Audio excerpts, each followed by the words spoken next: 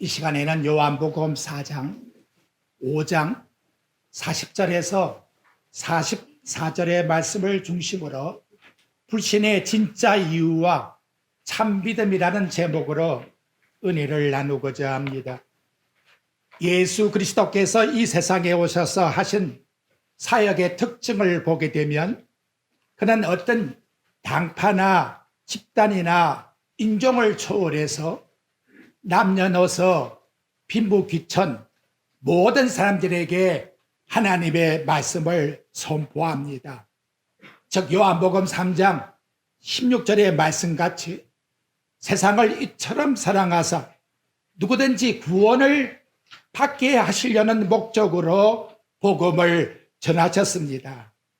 이처럼 예수님께서 보여주신 복음의 전 영역의 포괄성 때문에 종교의 특권의 우월성을 가지고 자랑했던 제사장들과 서기관들과 바리새인들의 마음에는 예수님이 전하는 복음에 오히려 적대심을 가지게 되었고 결국은 예수님을 십자가에 못 박는 죽음으로 몰아 넣었다는 것이지요. 특히 당시 종교 권위자의 마음을 승가시게 한 예수님의 행동이 뭐냐? 그가 죄인과 세리의 친구가 되어서 함께 음식을 먹고 있는 이것이 그들의 불만을 표출시키게 하였다는 거예요.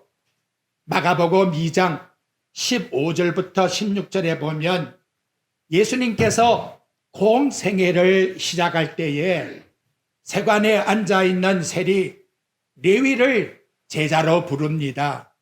그리고 그 집에 들어가서 죄인과 세리들과 함께 식사를 합니다.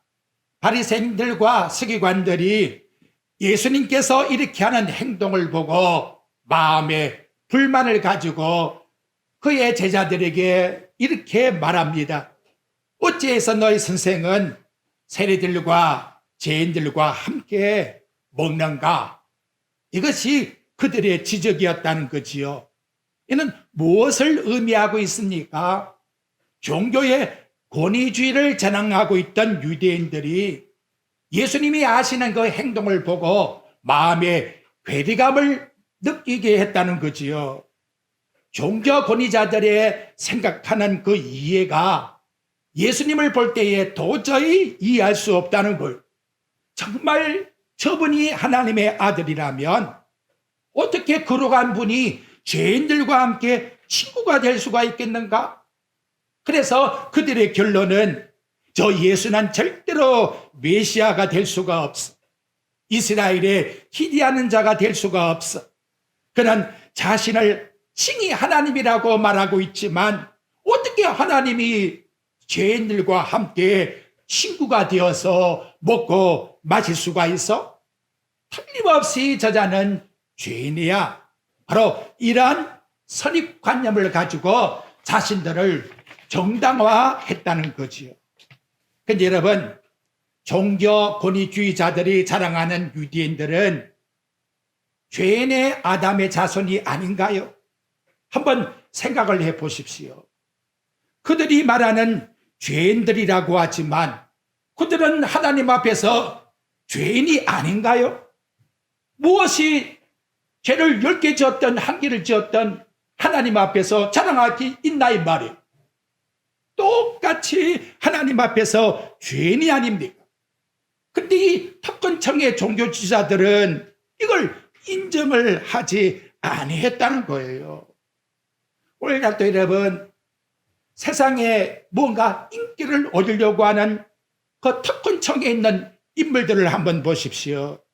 그들은 항상 자기의 범위한 데에다가 자기의 조건을 딱 제시를 합니다.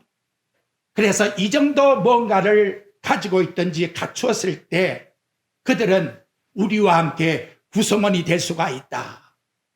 그 결과로 50의 그룹이 나오고 또 지방세계 모습이 나오고 인류대학 자기네끼리 어떤 그룹이 나오고 자신들이 가지고 있는 특징적 어떤 그런 모습들이 나오고 있다는 것이지요.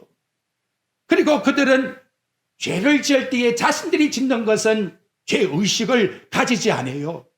자기보다 못한 사람들, 그 사람들이 죄를 지으면 마땅히 저 사람은 종죄를 받는다고 하면서 자기 자신은 오히려 더 큰 죄를 지어도 정당화시켜버리는 그런 모습이 바로 종교의 유대교 속에 있었는가 하면 오늘날에도 그러한 모습 속에서 나타나고 있는 것입니다.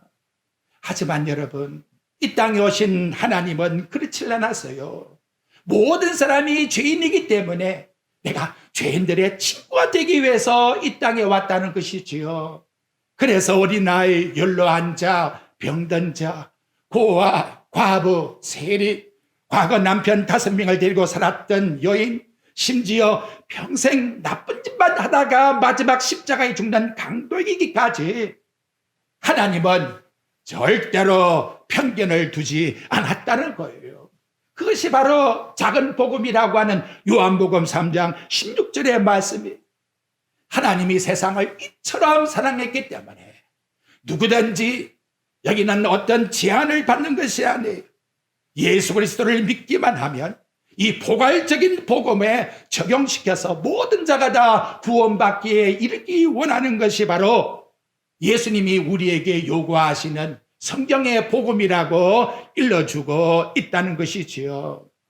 이처럼 포괄적인 복음을 전하는 예수님을 믿지 못하게 했던 유대인들에게 우리 예수님이 뭐라고 지적을 하고 있는가 한번 보십시오. 오늘 본문 말씀 44절 말씀에 나타나고 있습니다. 내용에 보게 되면 어찌 나를 믿을 수가 있느냐, 하반절에 그렇게 말씀하고 있지요. 예수님이 이 세상의 모든 사람을 구원하기 위해서 오지 않았어요. 그리고 예수님은 능력이 돌을 통해서도 아브라함의 자손을 만들 수 있는 전능하신 하나님이십니다. 근데 막상 예수님이 그 권위주의를 나타내고 있는 유대인들에게 대해서는 절망적인 선포를 던지고 있다는 거예요.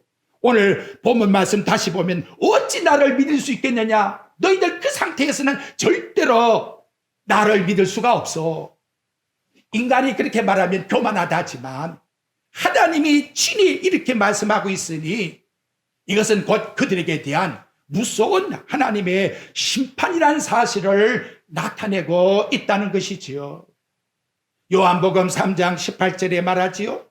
그를 믿는 자는 심판을 받지 아니할 것이요 믿지 아니한 자는 누구를 막론하고 어떤 종교의 특권청에 있다 할지라도 독생자를 믿지 아니하기 때문에 벌써 심판을 받은 것이다 하는 말씀과 일맥상통하는 말씀을 예수님께서 던져주고 있다는 것이지요. 아무리 권위주의자라 할지라도 높은 자리에 있다 할지라도 나를 믿지 아니하면 이미 심판을 받은 것이니라 라고 예수님께서 일러주고 있다는 것입니다. 자, 하나님이 이렇게 무서운 심판을 던지고 있는 그들의 마음속에 있는 하나님을 믿지 못하는 무서운 독소가 뭘까? 바로 그 독소를 우리는 찾아내야 돼요. 이제는 그들이 가지고 있는 신앙관이 뭔가를 앞서 예수님께서 일러주는 말씀 속에서 나타내주고 있습니다. 여러분 39절 말씀을 한번 보게 되면 야, 어떻게 이렇게 좋은 신앙일까? 너희가 성경에서 영생을 얻는 줄 생각하고 성경을 연구하거니와 이 성경이 곧 내게 대하여 증언하는 것이니라. 이 말씀을 보면 예수님께서 어찌 나를 믿을 수 있겠느냐라고 하는 그 대상자들이 누구냐?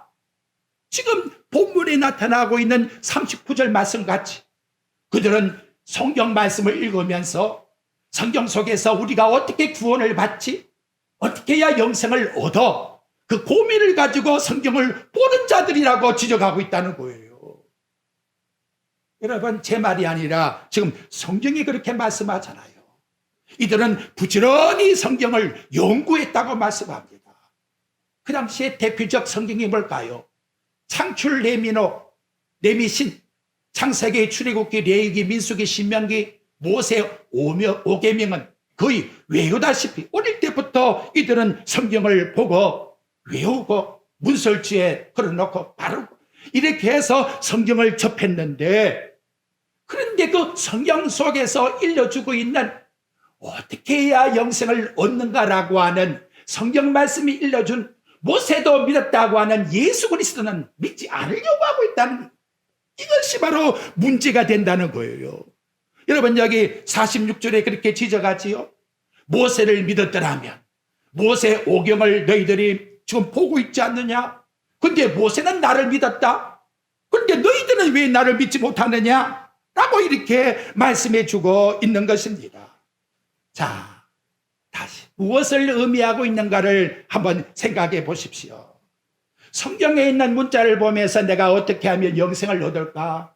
연구하고 보고 외우고 낭독하고 있지만, 실상 그 성경에 말씀하고 있는 예수님이 나는 이 세상의 죄인들에게 친구가 되기 위해서 왔다라고 하는 바로 그분에 대해서는 하나님의 아들로 예수라고 하는 그 인물을 하나님으로 믿으려고 하지 않는 바로 그 불신앙을 가지고 그 마음속에 가지고 있었다는 거지요. 예수님이 우리 인간의 마음을 모를까요? 예수님은 그 유대인들이 가지고 있는 속 마음 상태를 다 알고 계십니다. 그런데 결론이 뭐냐? 나에게 오는 것을 그들은 원치 않는다라고 예수님이 말씀해 주고 있다는 거예요. 그 좋은 예를, 부자 청년을 한번 생각해 보십시오.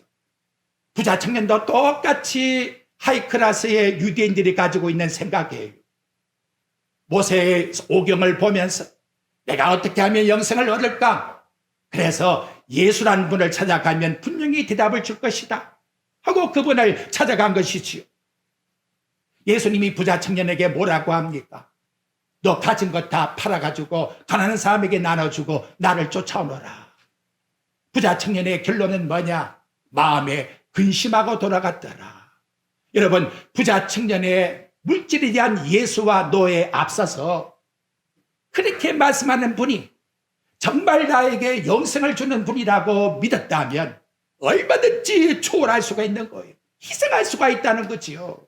문제는 뭐냐? 그렇게 일러주고 있는 예수님이 하나님이라는 사실을 부자 청년은 믿지를 않았다는 거예요. 그렇기 때문에 그 선생이 일러주는 요구와 조건에 대해서는 얼마든지 내가 거절할 수가 있다고 하는 그러한 마음의 바탕이 깔려있기 때문에 물질 때문에 근심하여 돌아갔다고 말씀하고 있습니다. 여러분, 지금도 나와 여러분의 마음은 다 한결같아요. 어떻게 하면 영생을 얻겠나이까? 성경은 분명히 대답해 줍니다. 이 땅에 오신 예수님을 하나님으로 믿어라. 하나님으로 믿으라고 하는 그 말씀은 바로 그 예수 그리스도가 나의 주님이 되십니다. 나의 보배가 되십니다. 나의 소망이 되십니다. 그분만이 나의 구원의 주가 되시기 때문에 그 다음 나의 모든 것은 다 주님의 것입니다. 주님의 그 영원한 믿음을 위해서라면 나는 얼마든지 내 모든 것 하나님 앞에서 십자가에 죽었으니 죽은 죄인입니다 라고 고백드릴 수가 있다라고 하는 바로 이것을 주님 앞에 나타내야 될 텐데, 죄송합니다만 그 당시에 유대인들도 오늘날에 살고 있는 우리의 마음도 그것은 하나의 희망사항이요, 하나님 내 육신의 소원만 들어준다면 그것도 내가 하겠나이다 하고 순수를 뒤바꾸고 있다는 거예요. 그러니까 실제로 우리 예수님이 왔는데 예수님을 사랑했느냐? 너희 마음속에 예수를 사랑하는 마음이 없다라고. 예수를 사랑했다면 그 마음속에 무엇이 있느냐? 말씀이 살아있다는 거예요. 여러분, 앞에 38절 봐요. 그 말씀이 너희 속에 거하지 아니하므로, 살아있는 말씀, 그 말씀이신 그리스도를 사랑하지 않기 때문에 그가 보내신 일을 믿지 않는다라고 이와 같이 정확하게 일러주고 있는 겁니다. 당시의 유대인들 보십시오. 올 우리의 종교식은 거기에 따라갈 수가 없어요. 왜? 여러분들은 철저하게 안식일 나가서 불도 못 피웠어요. 그들은 유월절, 맥추절, 장막절 철저하게 3대 절기를 지켰어요. 그리고 매달 첫날에 나아가서 하나님께 제사를 드렸어요. 그들은 이방인들이 소유하지 못한 성경의 말씀을 먼저 받아가지고, 그리고 특권 오직 속에서 우리는 아브라함의 자손이라고, 우리는 할례받은 백성이라고, 저들은 할례받지 못했기 때문에 다 지옥 가더라도 절대로 우리는 지옥 가지 않는다, 이러한 사상을 가지고 흘러왔건만, 그렇게 성경을 연구했는데 실상 예수님이 딱 나타나니까 믿지를 않는다는 거지요. 이유가 뭐냐? 불신앙 때문에. 그래서 38절에 나타난 그 말씀, 하나님의 생명의 말씀이 진짜 너희 속에 없다는 거예요. 정말 너희 마음속에 있다면, 하나님을 사랑한다면 하나님이 자 이 땅에 주신 구세주를 왜 믿지 않겠느냐? 여러분, 성경은 구약과 신약이 1198장으로 되어 있습니다. 그런데 1장과 2장 창세기의 말씀과 요한계시록 21장과 24장에 22장에 나오는 이 녹장의 말씀을 딱 제외하고는 다 인간의 죄에 대한 문제라는 거예요. 죄와 연관이 없는 말씀이 없어요. 그러니까 맨 처음에 천지를 창조하고 죄를 범하기 이전과 마지막 영원한 천국에 들어가서의 그 영원한 천국의 묘사와 그걸 빼고 나면 이 땅의 모든 역사는 다 죄인의 역사다. 죄인의 역사가 성경을 보면서 누가 필요하겠나? 어느 시대를 막론하고 죄인은 내 죄를 용서하실 그분이 최고가 아니겠습니까? 그분을 나타내 주기 위해서 이 땅에 하나님께서 오게 되셨고, 그걸 성경 말씀을 통해서 나타내 주고 있다는 것입니다. 그런데 여러분, 놀라운 것은 무식해도 시각장애인이라 할지라도 하나님이 구원받은 그 백성들은 이걸 알고 있다는 것. 예수가 하나님이라는 사실. 예수님이 한번 길을 갈 때에 시각장애인 바디메오가 옆에 사람들이 웅성거리니까 딱 소리를 듣고는 누가 갔느냐?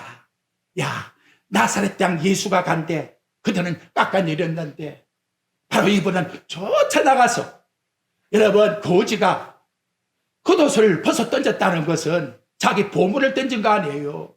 그리고는 예수님께 가서 다윗의 자손 예수여, 나를 생각해 주소서.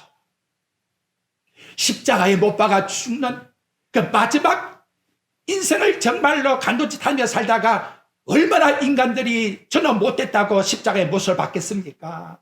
하지만 그분도 마지막 그 죽음의 상황 속에서 정말 예수가 하나님이시구나, 이분이 아니면 구원받을 거 없어, 그 사실을 영적으로 은혜 속에서 깨닫게 될 때에 우리 주님은 너 나와 함께 낙원에 있으리라고. 하나님의 택한 자녀들은 세상은 알지 못합니다마는 지금도 하나님의 백성은 절대로 이걸 놓치지 않는다는 거예요. 바로 이것이 진리라고 일러주고 있는 것입니다. 그렇다면 왜 이 근본적인 원인이 어디서부터 나왔을까? 사도 바울은 로마서 10장 2절에서 이 부분을 터치합니다. 내가 증언하노니 그들이 하나님께 열심은 있으나 올바른 지식을 따른 것이 아니니라. 바울이 일러주는 이 정확한 말씀, 올바른 지식이 종교의 열심보다 앞서야 된다. 부산 가는 길이 아무리 빠른 속도로 간다 할지라도 길을 가는 목적지가 분명하지 못하면 빠른 속도가 무슨 의미가 있느냐? 바로 그러한 내용을 일러주고 있는 것이지요. 예수 그리스도가 분명히 나의 구원자라는 사실을 알지 못하게 되면 그들의 그 모든 종교가 종교의 일상적인 행위는 될지 모르지만 결과에 가서는 예수를 십자가에 못 박아 죽여버렸다는 것이지요.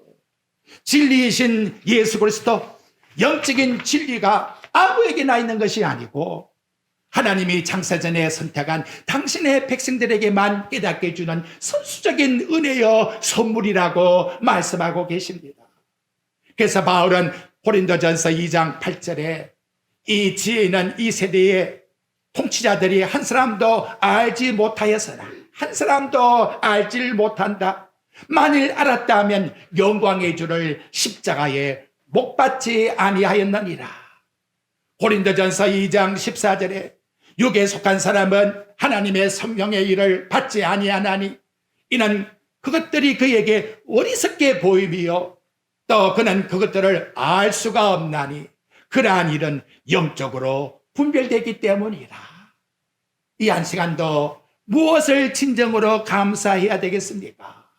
하나님이 나로 이 무지한 죄인에게 예수님이 하나님이라는 사실을 알게 해주어서 믿게 해주고 있다는 것, 믿어지게 해준다는 것, 내가 믿은 것이 아니라 믿어지게 해주시는 하나님의 은혜, 그 영광을 찬양하며 감사하며 경배해야 된다는 거예요. 그래서 우리가 예배를 드릴 때의 출발이 뭐냐? 찬송과 기도가 앞서는 것이 아니라 신앙 고백이 앞서서 내려가는 거예요. 하나님 앞에 우리의 신앙 고백이 앞서서 분명히 삼일째 하나님이 누군가를 바로 안 다음에 드리는 예배가 하나님이 우리에게 요구하시는 뜻이라고 말씀을 합니다. 성도 여러분, 오늘날의 인본주의를 한번 보십시오. 인본주의의 신앙이라는 것은 예수 그리스도의 믿음에 대한 초점보다는 인간의 조직과 열심과 단결을 한결같이 주장을 하고 있습니다.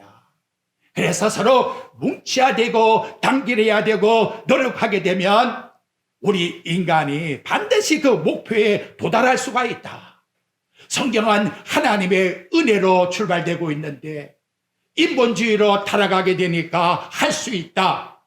그래서 하면 된다. 이것이 구호가 되어서 예수 그리스도의 십자가의 은혜는 소멸시켜버리고 인간의 인본적인 주장만을 내세우고 인간의 능력만을 과시해버리는 결론으로 타락하고 있다는 것이지요.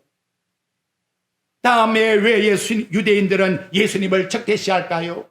이런 인본주의자들의 그 마음의 공통점이 뭘까요?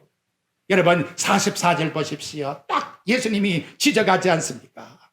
종교 지도자들의 그 마음은 이것 때문에 너희가 서로 영광을 취하고 이 세상에 인간의 높음과 자랑과 단결과 협력을 요구하고 있는 자들의 그 공통점은 뭐냐?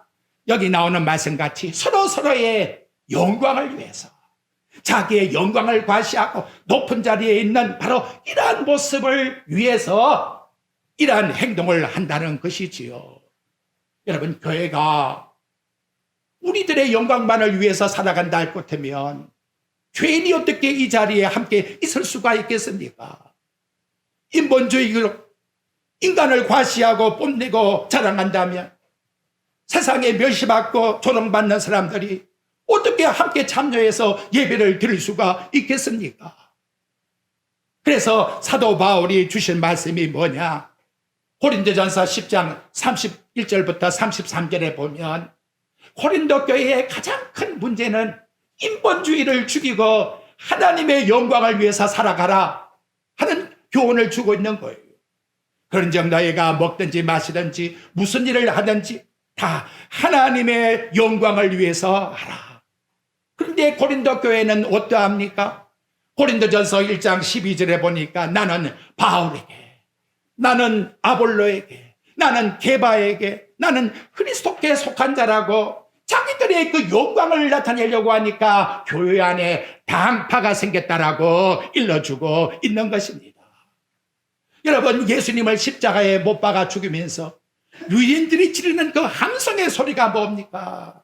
예수를 십자가에 못 박아 죽이소서. 저 사람은 우리 영광을 생각지 않습니다. 저 사람은 반드시 없어져야 합니다. 왜? 그래야 우리 영광이 드러나니까. 이것이 여러분 결론이 되었다고 말씀하고 있는 것이지요. 예수님은 하나님의 영광을 구하지 않게 되면 버려진다라고 말씀을 합니다. 근데 그 오묘한 의미가 오늘 5장 35절 말씀이 한번 보십시오. 요한은 켜서 비추이는 등불이라 너희가 한때 그 빛에 즐거이 있기를 원하였거니와 이렇게 말씀해 주고 있습니다. 세례 요한이 나타나서 새로운 모습으로 호소력을 드러내고 주위 사람들에게 호기심을 주니까 많은 사람들이 생각하기를 저 세례요한 저 사람이 메시아야 이렇게 추정하고 따랐지요. 근데 하나님은 어떻게 합니까? 세례요한을 감옥에 가두어 결국은 순교의 제물이 되게 하신다는 것이지요. 세례요한이 활동할 때에 유대인들이 볼 때에는 어떤 모습이었습니까? 금방 일러준 말씀과 같이 비추이는 등불처럼 반짝였다. 잠깐 반짝이는 등불처럼 너희들이 그 등불을 찾아가지 아니했느냐? 라고 이렇게 일러주고 있지요. 근데 여러분, 세례요한이 진정 우리 인간을 구원하는 영원한 등불입니까? 아니잖아요. 저는 이 말씀을 생각하다가 예수님이 진정한 등불이라고 하는 사실을 등장시키기 위해서 세례요한의 시대는 마감을 하는데 그 마감을 하나님은 순교의 제물로 영광을 취하셨다. 이렇게 생각을 했다는 거지요. 유대인들은 세례요한이 죽고 나니까 어떻게 되지요? 아니구나 하고 다 뿔뿔이 흩어지고 말았다는 거예요. 만약 어떤 인물이든 그걸 가지고 인간의 영광을 취하고자 한다면 하나님은 아니라고 소멸시켜버린다는 거예요. 여러분, 이 땅의 역사를 보십시오. 어떠한 나라가, 어떠한 인물이 영원히 영광을 받습니까? 다 아니라는 거예요. 풀과 같이 쇠잔해버린다는 거예요. 영원한 것은 하나님의 말씀이신 그리스도만이 영원하시기 때문에 오늘 본문 말씀 속에서 예수님이 그와 같은 비유를 일러주고 있는 것입니다. 자, 그렇다면 이제 해답을 찾아야지요. 진짜 믿음이 뭘까? 저도 여러분도 갈망하는 거예요. 누구도 여기서 장담할 수 없는 거예요. 두렵고 떨림으로 이 말씀을 우리는 받들 뿐이에요. 여러분, 44절 한번 보십시오. 이렇게 말씀합니다. 너희가 서로 영광을 취하고, 이것은 인간의 영광을 취하고자 하는 자들의 마음, 인간의 일반 상태라는 거예요. 근데 그 다음 봐요. 유일하신 하나님께로부터 오는 영광을 구하지 아니하니 어찌 나를 믿을 수가 있겠느냐. 반대로 생각해 봅시다. 거꾸로 너희들이 나를 믿는다 같으면 누구의 영광을 구할까요? 유일하신 하나님께로부터 오는 그 영광을 추구한다는 거지요. 사랑하는 성도 여러분, 이 시간 영생이 뭘까요? 요한복음 17장 3절에서 분명하게 일러줘요. 영생이라는 것은 곧 유일하신 참 하나님과 그가 보내신 예수가 하나님이라는 사실을 아는 것, 이것이 영생이라고 우리에게 말씀해 줍니다. 이제 우리 마음을 다시 점검해 봐야 돼요. 세상에 어떤 영광인지, 인간에서부터 출발되는 어떤 요소도 절대로 하나님 영광 받지 않습니다. 그것은 타락한 인간이기 때문에, 범죄한 인간이기 때문에 우리의 영광을 위해서 어떤 수단 방법으로 바벨탑을 쌓는다 할지라도 그것 가지고 하나님은 영광을 받지 아니하십니다. 다 무너뜨려 버린다는 것이지요. 우리 하나님이 이 한 시간도 저와 여러분을 통해서 영광을 받는 것은 뭐냐? 너희들이 원수시하는 그 하나님의 아들, 그분을 믿으라는 거예요. 믿으라는 거예요. 예수님으로 말씀하면 너희들은 나를 죽이려고 하고 십자가의 못을 박지만 이 길만이 하나님이 영광을 받는 길이기 때문에 나는 십자가의 속죄 제물이 될 수밖에 없다는 것을 일러주고 있는 것입니다. 우리 마음속에 한번 충격적으로 내 마음을 살펴보십시오. 만약 이것이 안 된다면 누구를 막론하고 죄송합니다. 그들에게 책망하시기를 독사의 새끼들아, 회칠한 무덤들이라 말하기가 고우해요. 하나님이 이렇게 자기의 영광을 취하는 자들에게 말씀하시니 너희들이 정말로 나를 구세주로 믿느냐? 죄인의 징그러우신 그 예수님을, 그래서 내가 죄인이란 사실을 인정하고 나온다면 나는 누구든지 너희들을 구원시켜 주마. 이렇게 우리에게 말씀해 주고 있다는 것이지요. 교회가 당신들은 죄인입니다. 하나님 앞에 나와 죄를 고백하고 예수님만 믿어야 됩니까? 매일같이 제 소리만 해. 그 소리 내가 어떻게 들어? 좀 내 길을 달콤하게 만드는, 나에게 위로를 주고 나에게 평안을 주는 그러한 것이 왜 나에게는 안 줘?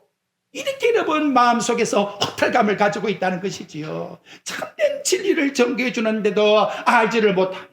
그래서 인기몰이의 목사가 누구냐?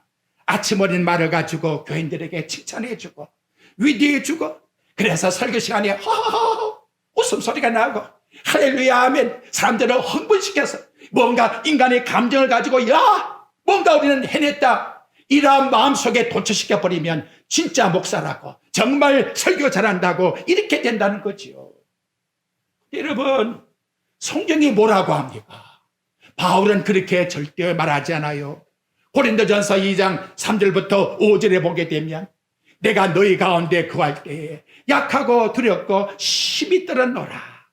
내 말과 내 전도함이 설득력 있는 지혜의 말로 하지 아니하고, 다만 성령의 나타나심과 능력으로 너희 믿음이 사람의 지혜에 있지 아니하고 다만 하나님의 능력에 있다는 사실을 나타내 주기 위해서 나도 두렵고 떨림으로 하나님의 말씀을 받들어 전했다라고 이와 같이 말씀해 주고 있는 것입니다. 여러분, 하나님의 영광 보기를 원하십니까? 성경 말씀 속에서 진정 하나님의 영광이 나타나는 것을 내가 하나님 앞에 믿기를 원하십니까? 성경은 우리에게 일러주기를, 어떤 본문이든지 하나님의 영광이 나타난 것은 하나님이여 나는 죄인입니다, 나를 떠나소서, 크게 하나님이 영광이 임재하시더라는 것이지요. 이사야 5장에도 그와 같이 말씀하고 있고, 나아가서 이사야 7장에도 그렇게 말씀하고 있고, 나아가서 누가복음 5장에도 베드로가 물고기를 그렇게 많이 잡았지만 물고기에 관심이 있는 것이 아니라 그렇게 작게 만든 예수님 앞에 무릎을 꿇고 주여 나를 떠나소서 나는 죄인입니다 라고 이와 같이 고백을 드렸다라고 일러주고 있다는 것입니다. 여러분, 여기 43절 한번 또 나가 보십시오. 예수님이 이것까지 비유해요. 나는 내 아버지의 이름으로 왔음에 너희가 영접하지 아니하나, 만일 다른 사람이 자기 이름으로 오면 영접하리라. 이거 무엇을 우리에게 말씀합니까? 나는 하나님의 심부름꾼으로 하나님이 일러주라고 하는 그 말씀대로 너희들에게 오니까, 사람에게 잘 보이려고 온 것이 전혀 아니니까 너희들이 나를 영접하지 않는다 그 말이에요. 그런데 만일 다른 사람이 자기 이름을 과시하고 나타낸다면 이것이 여러분 이단의 교조 아닙니까? 그렇게 하게 되면 인기몰이가 된다고 이와 같이 말씀해 주고 있다는 것이지요. 그렇다면 여러분, 지금까지 유대인들이 내려오고 있는 그 마음의 속 상태는 어떠합니까? 율법 속에서 예수 그리스도를 믿기 위하여 나는 죄인입니다라는 그 고백이 아니에요. 얼마나 내가 그래도 다른 사람보다 성경을 많이 읽고, 내가 얼마나 격분주의로 높은 자리에 있고, 그래도 내가 이만큼 했는데 나가는 물량주의를 가지고 뭔가 자랑을 받기 위해서 나왔는데, 그런 친구는 죄인이 아니란 말이에요. 그런 친구는 나하고는 친구가 될 수가 없다는 거예요. 내게 친구가 되려면 누구든지 죄인이라고 하는 하나님 앞에 고백을 가지고 나와야 친구가 될 수가 있다라고 이와 같이 말씀해 주고 있습니다. 오늘 말씀의 결론이 하박국 선지자를 생각해 보십시다. 하박국 3장에 나온 말씀과 같이 그리 아니하실지라도 세상에 어떠한 상태가 내게 벌어진다, 요한간에 소가 없고 먹을 양식이 없다 할지라도 나는 주님만을 통해서 주님의 영광을 위해서 사는 것, 그것만이 나의 참된 기쁨입니다 라고 이렇게 고백하는 이것만이 진정한 믿음이라고 일러줍니다. 이 한 시간도 십자가에 들어가신 예수 그리스도를 통하여 받은 구속의 은혜로 최고의 만족을 삼으며 하루하루 감사하며 살아가십시오. 오직 예수 그리스도를 통하여 삼일째 하나님을 섬기는 믿음으로써 예배의 회복과 기도의 회복과 믿음의 회복과 겸손의 회복과 순종의 회복과 평안의 회복과 자유의 회복과 관계의 회복과 상처의 회복과 소망의 회복과 감사의 회복과 찬양의 회복이 이루어지기를 주 예수 그리스도의 이름으로 축원드립니다.